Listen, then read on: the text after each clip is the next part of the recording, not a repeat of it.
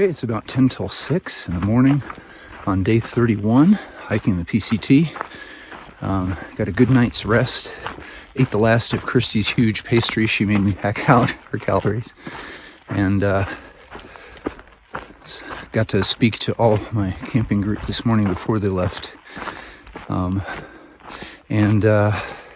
Christy's going to be waiting at Walker Pass Campground at 11:30 for me. I should be able to make it quite easily. She'll be doing trail magic there until then. It also looks like the terrain's fairly easy for this last 14-mile stretch. And then we'll get some rest, food, shower.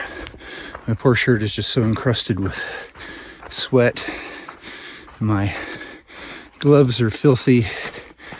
Everything is ready for a wash, including me. All right, I'll see what the trail looks like on the way there. So got into camp last night just before 7 p.m. The temperature last night got down in the mid-50s. It was really pleasant sleeping.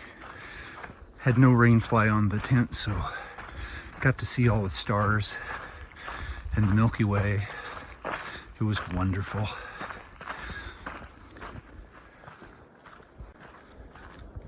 So I want to be sure to mention a trail angel named Devilfish, who maintained both of those water caches at the passes that we ended up, staying by or loitering by for quite a while. It's an immense amount of work, and he's always out there restocking those two caches, and without them, I don't know how you make it through that area, because they're 17 miles apart and the water carries would be 40 miles. So we actually saw him show up at Bird Spring Pass at the second one, and he had a pickup load full of big carboys that he needed unloaded, and a couple of guys from our group were down there and started helping him, so I ran down there too, and it was nice to meet him and work with him for a little bit. He's a real workhorse because he's pitching those carboys around when they're full, and that's no joke, 2 at a time. So again, our thanks to Devilfish. If anyone meets him on the trail or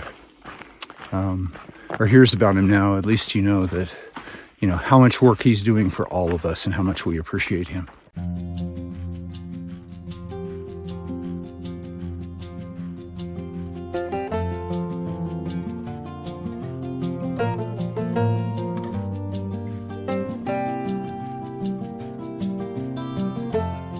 The trail is on this dirt road now for 2.2 miles.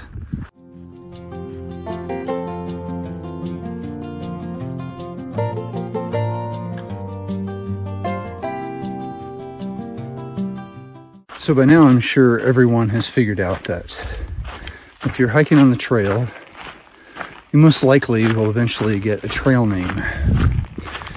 A couple of people that I'm hiking with, that I've been referring to them by their first names, now have trail names. So to avoid future confusion, refer to this as a cross-reference. Chris is now hide and seek. Corey is now sweeper. And Adam is now pirate. Now, Chris got her name for her skills in disappearing when she needs to dig a cat hole. She's very clever.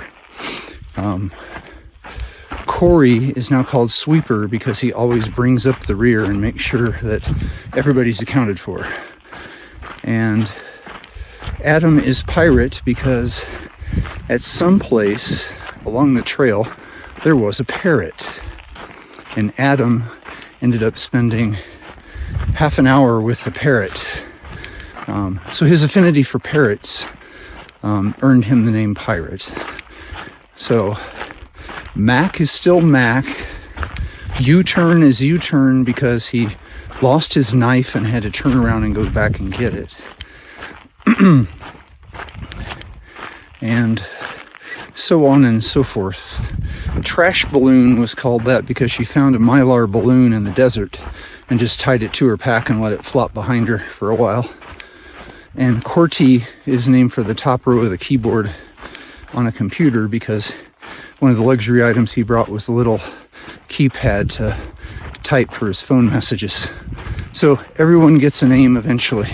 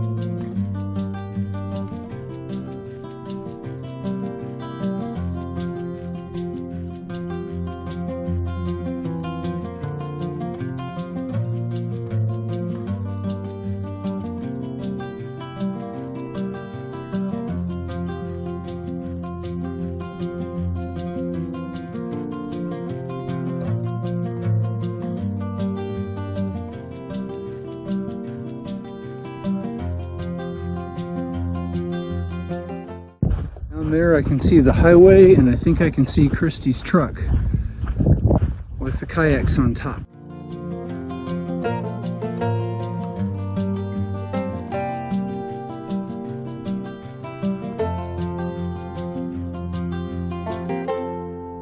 Here we are, Walker Pass Campground. And I see Christy down there.